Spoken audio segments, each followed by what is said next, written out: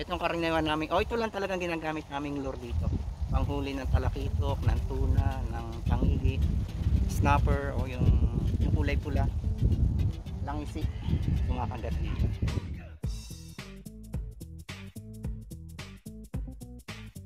Isingit ko nga pala mga master, naalala ko lang. May nag-pop up kasi minsan na notification sa YouTube ko. Hindi ko na open agad, may ginagawa ako. Pero nabasa ko yung question tungkol dito sa ito yung DIY lure natin, yung karaniwan natin ginagamit dito ng grupo. Kahit sino sa amin, ito ang gamit. Tinanong niya kung ito lang daw ba direct ang saline ang gamit ko, parang ganon.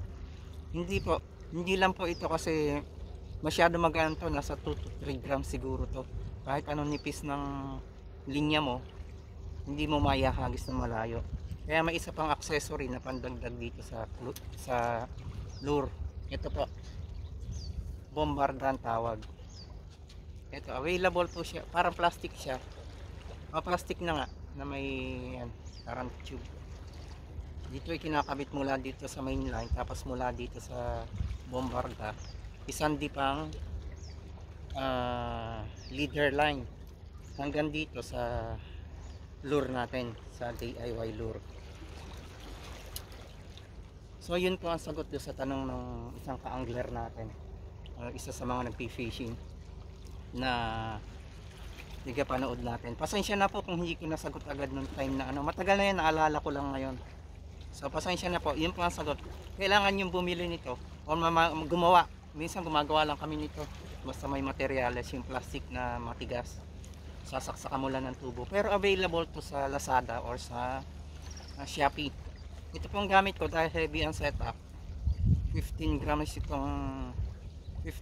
itong mainline ko, 30 grams itong bombarda ko.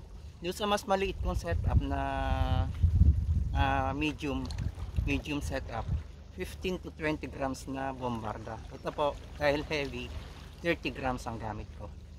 Pag wala ito, hindi mo maihahagis ng malayo itong lure.